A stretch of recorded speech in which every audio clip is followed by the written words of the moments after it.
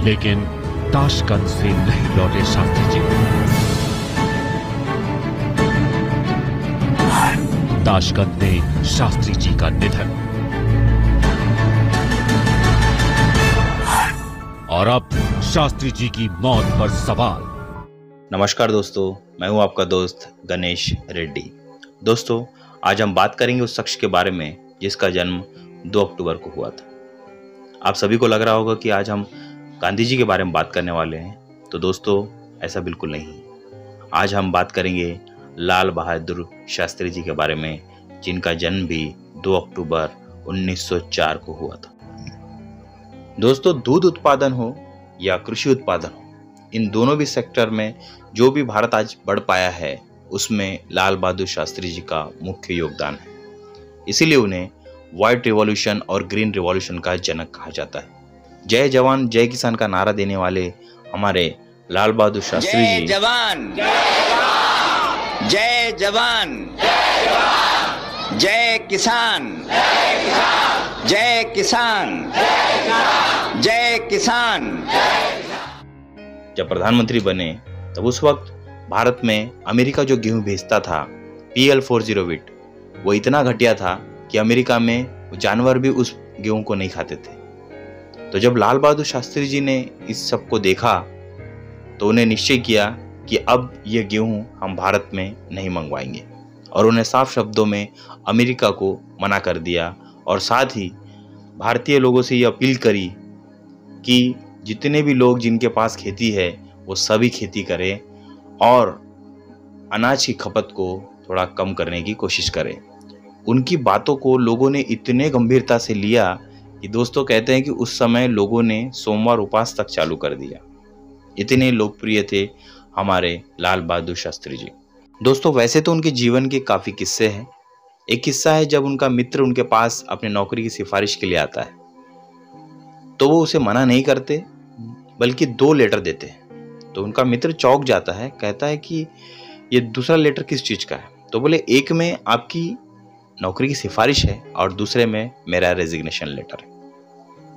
दोस्तों, इससे पता चलता है कि वो अपने दोस्त को भी नाराज नहीं करना चाहते थे और अपने प्रधानमंत्री पद की गरिमा भी बना के रखना चाहते थे। इसी व्यक्तित्व के कारण ही लोग उन्हें काफी पसंद करते थे। जब उन्होंने कार ली तो वो भी खुद के पैसे से ली, और उनके देहांत के बाद भी उसकी किस्त उनके पेंशन से कटती रही, लेकिन तभी भी उनकी पत्नी ने किसी से पैसों की मदद नहीं मांगी। इस प्रकार के सच्चे सपूत, सच्चे देशभक्त थे हमारे लाल बहादुर शास्त्री जी।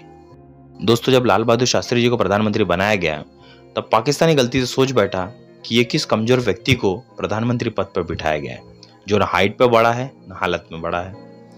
तो यही गोल्डन चांस है कि भारत पर आसानी से कब्जा किया जा सकता है। अगर तलवार की नोक पर या एटम बॉम्ब के डर से कोई हमारे देश को झुकाना चाहे, दबाना चाहे, ये देश हमारा दबने वाला नहीं। तो एक सरकार के नाते हमारा क्या जवाब हो सकता है सिवाय इसके कि हम हथियारों का जवाब हथियारों से दें। अयूब साहब कहते रहे कि हमें क्या, हम तो अपने टैंकों को लेकर आगे बढ़ेंगे, सैकड़ों टैंकों के साथ, और टहलते हुए दिल्ली पहुंच जाएंगे। तो इस तरह से टहलते हुए, घूमते हुए दिल्ली में आने का उनका इरादा था। और जब ये इरादा हो तो कुछ अगर हम भी थोड़ी तरफ लाहौर की तरफ टहल कर चले गए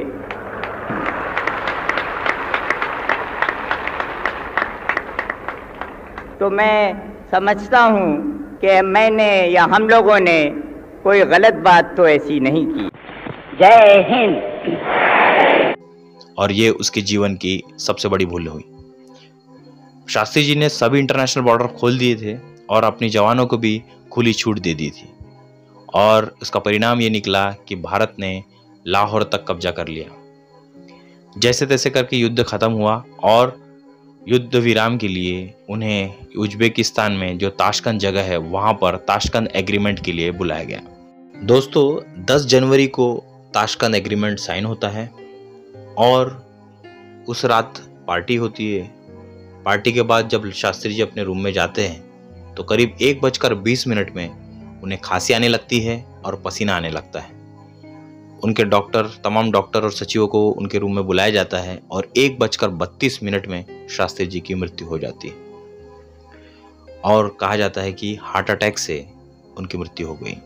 दोस्तों चीजें देखिए कितने फास्ट हो रही है, केवल 12 मिनट में ये सब चीजें हो गई। ये कहीं ना कहीं लोगों के मन में संशय पैदा करती है। तो दोस्तों हम थोड़ा अंदर जाने की कोशिश करते हैं कि आखिर वो कौन लोग हैं जो नहीं चाहते थे कि शास्त्री जी जीवित रहें। तो चलिए जानने की कोशिश करते हैं। दोस्तों 1960 में सभी देशों में रिवॉल्यूशन आया। सभी देश खुद को मजबूत और ताकतवर बनाने में लगा हुआ था, लेकिन CIA, अमेरिकन इंटेलिजेंस और रशियन इंटेलिजेंस KGB ये नहीं चाहते थे कि कोई भी देश उनसे आगे निकले और इनके एजेंट्स हर जगह मौजूद थे। तो इनके तरफ यही जवाबदारी थी कि जो पॉलिटिशियन है या साइंटिस्ट है, जो भी लोग हैं इनके रास्ते का कांटा है, इन्हें समाप्त करने की जवाबदारी थी। अब दोस्तों शक की सुई सबसे पहले जाती है KGB की तरफ। क्यों? क्योंकि उन्होंने शास्त्री जी को कोई होटल में नहीं रुकाया, उन्होंने शास्त्री जी को एक विला में रुकाया। एक बंगला नुमा विला था जिसमें उन्होंने शास्त्री जी को रुकाया था। अब शास्त्री जी जहां भी जाते थे उनके साथ उनकी एक टीम जाती थी जिसमें डॉक्टर होते थे, उनके तमाम सचिव होते थे। लेकिन जहां शास्त्री जी रुके थे वहां से इनको जहां रुकाया गया था, इनके सचिव और डॉक्टरों को, वहां से करीब 5 से 10 मिनट का फासला था। अब दोस्तों उनके रूम में एक बेल भी नहीं थी, एक फोन भी नहीं था, जबकि इतने बड़े देश के प्रधानमंत्री कहीं जाते हैं तो उन्हें तमाम सुविधाएं दी जाती, लेकिन ये कुछ भी वहां नहीं था। दोस्तों जब उनकी बॉडी को परिवार वालों को जब सौंपा गया तब उनके पत्नी ने देखा कि उनकी बॉडी नीली पड़ी हुई है। ये ऐसा तब होता है जब पॉइजन दिया हो, और उन्होंने अनुरोध भी किया था सरकार से कि इन्हें जरूर पॉइजन दिया गया है क्योंकि हार्ट अटैक से बॉडी नीली नहीं पड़ती। उनके बॉडी में जगह जगह कट्स के निशान भी थे, उनके गले में कट्स थे, उनके नाभि के ऊपर में कट्स थे। ऐसा कहा जाता है कि उस समय जो KGB के जो एजेंट्स है वो ऑर्गन्स निकाल देते थे जिससे पता ही ना चल पाए कि इनकी मृत्यु किस प्रकार हुई। उनके बॉडी में वाइट पैचेस आए थे। ये वाइट पैचेस तब आते हैं जब स्नेक बाइट हो या कुछ ऐसा पॉइजन दिया हो जिससे ब्रेन हैमरेज हो जाए या ब्रेन डेड हो जाए। तमाम विपक्षी पार्टियों के अनुरोध के बाद भी इंदिरा गांधी जी ने या किसी भी गवर्नमेंट में उस समय जो मौजूद थे उन्होंने पोस्टमार्टम बिल्कुल भी किया नहीं। और दोस्तों बात करें CIA का इस केस पे किस प्रकार से इन्वॉल्वमेंट है, तो शास्त्री जी ने कहा था कि न्यूक्लियर प्रोग्राम चालू करा जाए और इस बात पे उन्होंने काफ़ी जोर भी दिया था। और अमेरिका और रशिया कभी नहीं चाहेगी कि कोई भी देश न्यूक्लियर पावर बने। और दूसरी बात, शास्त्री जी के डेथ के ठीक 13 दिन के बाद ही हमारे देश के सर्वोच्च साइंटिस्ट और न्यूक्लियर प्रोग्राम के जनक डॉक्टर होमी जहांगीर भाभा का प्लेन एक्सीडेंट में मृत्यु हो जाती है और बताया जाता है कि ये प्लेन पायलट की गलती से क्रैश हो गया। लेकिन बाद में खबरें ये भी आई कि उनके प्लेन में बॉम्ब रख दिया गया था। और ये शक यकीन में तब बदल जाता है जब उन्हीं के CIA के एक एजेंट रॉबर्ट कॉनी ने एक जर्नलिस्ट को इंटरव्यू में कहा था कि शास्त्री जी और भाभा की डेथ केस में CIA का हाथ है। दोस्तों हम एक पॉलिटिकल एंगल से इस केस को देखें तो शास्त्री जी के साथ हमेशा उनका एक पर्सनल असिस्टेंट रहता था जिसका नाम था रामनाथ। वो काफ़ी दिनों से उनके लिए खाना बनाते थे, लेकिन जिस दिन शास्त्री जी की मृत्यु हुई उस दिन का खाना उन्होंने नहीं बनाया था क्योंकि ऐन वक्त पे उनके जगह जान मोहम्मद को भेज दिया गया था खाना बनाने के लिए। अब दोस्तों आप पूछेंगे कि जान मोहम्मद कौन है, तो जान मोहम्मद हमारे जो रशियन हाई कमिश्नर थे मिस्टर कॉल, उनका रसोइया था। दोस्तों ये बहुत बड़ा पॉइंट रेस करता है कि KGB ने शास्त्री जी के डेथ केस के लिए जान मोहम्मद से भी पूछताछ करी थी और उसके लिए उन्हें गिरफ्तार भी किया था। सबसे बड़ी बात तो यह है कि कुछ दिनों के बाद जान मोहम्मद को राष्ट्रपति भवन में एक नौकरी मिल जाती है। अब वो राष्ट्रपति भवन का एम्प्लॉय है, गवर्नमेंट एम्प्लॉय है। तो दोस्तों ये कहीं ना कहीं एक शक ये भी पैदा करता है कि किसी एक पॉलिटिकल बड़े लीडर का भी इसमें हाथ हो सकता है। दोस्तों अगर बात करें उनके मेडिकल रिपोर्ट की तो 2 रिपोर्ट तैयार की गई थी। एक रिपोर्ट इंडिया भेजी गई थी, दूसरी रिपोर्ट रशिया भेजी गई थी। जो रिपोर्ट इंडिया भेजी गई थी उसमें 6 डॉक्टर के साइन थे, जो रिपोर्ट रशिया भेजी गई थी उसमें 8 डॉक्टर के साइन थे। यानी जो रिपोर्ट इंडिया भेजी गई थी उसमें 2 डॉक्टर के साइन मिसिंग थे, जिनमें समीर जेवे और EG एरमेनको के नाम शामिल है। बात करें उनके मेडिकल ट्रीटमेंट की उन्हें इंट्रामस्कुलर इंजेक्शन मैथेंटिक सल्फेट 15 mg दिया गया, जबकि उनकी हार्ट बीट भी बंद हो गई थी और उनकी ब्लड प्रेशर भी नील हो गया था, ऐसा कहा जाता है। इसके जगह अगर उन्हें इंट्रावीनस इंजेक्शन दिया जाता तो बेहतर होता। अब ये इंट्रावीनस इंजेक्शन नसों में दिया जाता है ताकि फौरन मेडिसिन पहुंच सके और अपना जल्द से जल्द अपना असर दिखा सके, लेकिन इसके विपरीत उन्हें इंट्रामस्कुलर इंजेक्शन दिया गया। ये चीज़ें कहीं ना कहीं एक शक पैदा करती है कि कोई तो ऐसा व्यक्ति है जो नहीं चाहता कि उनका इलाज प्रॉपर हो सके। अब दोस्तों, क्योंकि बाद में E.G. अरविंद का भी एक इंटरव्यू होता है जर्नलिस्ट के साथ, जिसमें उन्हें पूछा जाता है कि शास्त्री जी को प्रॉपर रिवाइव क्यों नहीं दिया गया, प्रॉपर समय पे उन्हें जान क्यों नहीं बचाई गई उनकी। तो E.G. अरविंद का स्टेटमेंट आता है कि उनका रिवाइव तभी पॉसिबल था जब सच में उन्हें हार्ट अटैक आया होता। इसी कारण से दोस्तों उन्होंने उनके मेडिकल रिपोर्ट में साइन नहीं की थी। दोस्तों, बात करें डॉक्टर चुग की, तो डॉक्टर चुग वही डॉक्टर है जो शास्त्री जी के साथ ताशकंद गए हुए थे और इस पूरे केस को एग्जामिन कर रहे थे और इस केस के बहुत बड़े विटनेस भी थे। उनका 1977 में एक्सीडेंट के द्वारा उन्हें मार दिया गया। उनके साथ उनकी पत्नी और उनके 2 बच्चे भी इस एक्सीडेंट में मारे गए। दोस्तों, कहीं ना कहीं ये शक पैदा करता है कि कोई तो ऐसा व्यक्ति है जो नहीं चाहता कि शास्त्री जी का केस उजागर हो।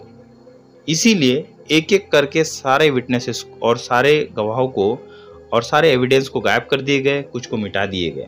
दोस्तों, शास्त्री जी के देहांत के बाद उनकी सारी चीज़ें उनके परिवार को लौटा दी गई। उनके घड़ी, उनका पेन, उनके कपड़े, सब कुछ उनके परिवार वालों को लौटा दिया गया, सिर्फ वो थर्मास छोड़ के। वो कहाँ हैं किसी को पता नहीं। दोस्तों, शास्त्री जी जहाँ पर भी जाते थे वो अपने साथ वो थर्मास हमेशा रखते थे।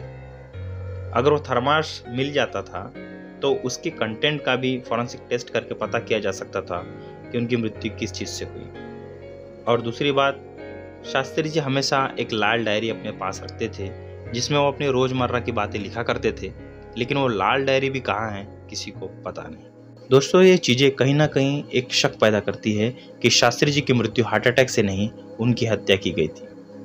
क्या गलती थी दोस्तों शास्त्री जी की? उनकी गलती ये थी कि वो चाहते थे कि हमारा देश आत्मनिर्भर बने। उनकी गलती ये थी कि हमारे किसान आत्मनिर्भर बने। उनकी गलती ये थी कि भारत एक न्यूक्लियर पावर बने। उनकी गलती ये थी कि उन्होंने पाकिस्तान को धूल चटा दिया था। कितने शर्म की बात है दोस्तों, हमारे देश के दूसरे प्रधानमंत्री की मृत्यु किस वजह से हुई ये हम किसी को नहीं पता और आज तक किसी ने जानने की भी कोशिश नहीं करी। क्या दोस्तों, उनके बच्चों को भी ये जानने का हक नहीं है कि उनके पिता की मृत्यु किस वजह से हुई और किसने उन्हें मारा? दोस्तों, आशा करता हूँ ये वीडियो आप सभी को पसंद आया होगा और मैं चाहता हूँ कि ये वीडियो आप ज़्यादा से ज़्यादा लोगों तक शेयर करें ताकि लोग जागरूक हो सके और हम शास्त्री जी की मृत्यु किस वजह से हुई और किसने की ये लोगों के सामने ला सके। दोस्तों, अगर आपको शास्त्री जी के डेथ केस के बारे में और जानना है तो आप केयर मलखानी जी की बुक पढ़ सकते हैं, अनुज धर जी की बुक पढ़ सकते हैं, your prime minister is dead. और अगर और भी जानना है तो आप द ताशकंद फाइल देख सकते हैं, जो अभी हाल ही में रिलीज़ हुई थी पिक्चर, जिसमें मिथुन चक्रवर्ती और पल्लवी जोशी ने अभिनय किया था। दोस्तों, आप सभी का बहुत बहुत धन्यवाद कि आपने इस वीडियो को अंत तक देखा। फिर मिलेंगे दोस्तों कुछ नए किस्सों के साथ, तब तक के लिए आज्ञा दीजिए। धन्यवाद।